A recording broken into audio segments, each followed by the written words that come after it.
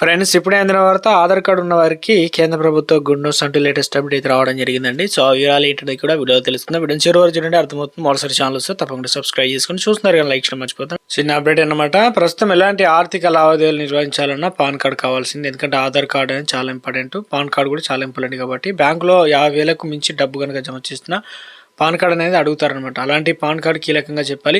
ఈ నేపథ్యంలో నకిలీ పాన్ కార్డులు నిరోధించేందుకు గాను ప్రత్యక్ష పన్నుల బోర్డు CBDT కీలక నిర్ణయం తీసుకుంది. పాన్ కార్డును ఆధార్తో అనుసంధానం చేయడం తప్పనిసరి చేసింది. ఎప్పుడో ఆధార్ ఎన్రోల్మెంట్ ID ద్వారా పాన్ కార్డు తీసుకున్న వారు తప్పనిసరిగా డిసెంబర్ 31 తేదీలోగా ఆధార్ లింక్ అనేది చేసుకోవాల్సి అయితే ఉంటుంది.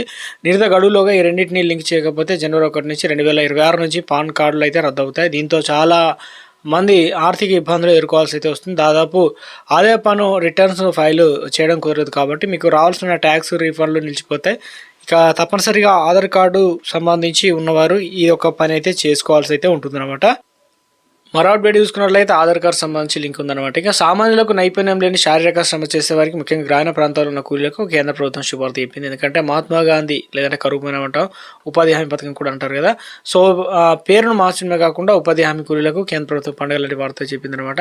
125 రోజుల పాటు ఉపాధి హామీ, అంటే గతంలో 100 రోజులు ఉంటే ఇప్పుడు దాదాపు మనకు 25 రోజులు పెంచడం జరిగింది. Viksit Bharat guarantee for Rozgar and Ajeevika mission అనేది పేరు మార్చడం జరిగింది. సో ఇందుకు సంబంధించి చూసుకున్నట్లయితే కొత్త బిల్లు దీనిలో ప్రధానంగా 25 రోజులు పని దినాలు అయితే, అంటే మనకు ఏదైతే ముఖ్యంగా బుక్ ఉంటుందో కరువు పని బుక్ ఉంటాం కదా, అందులో వచ్చేసి ఆధార్ కార్డ్ నెంబర్ అవన్నీ డీటెయిల్స్ అనేది యాడ్ చేస్తారు కాబట్టి పని కల్పించేటువంటి సమయానికి.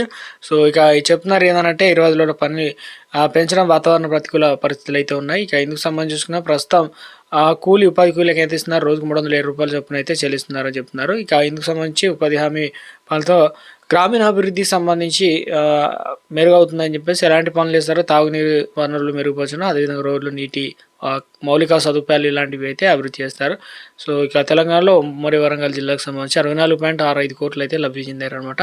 దీనివల్ల కూలీలకు మాత్రమే కాదు రైతులకు కూడా లబ్ధి చేకూరుతుంది. కొత్త బిల్లు అంత పారదర్శకత తీసుకొస్తున్నారు. ప్రజల్లో జవాబుదారీతనం మరింత పెంచుతుంది ప్రభుత్వం చెప్తుంది. ఉమ్మడి వరంగల్ జిల్లాలో తీసుకున్నట్లయితే ఉపాధి హామీ పథకం 7.10 లక్షల కుటుంబాలకు లబ్ధి చేకూరనుంది. ప్రభుత్వం తీసుకున్న నిర్ణయంతో 64.65 కోట్ల రూపాయలు అయితే లబ్ధి చేకూరుతున్నాయి అనమాట.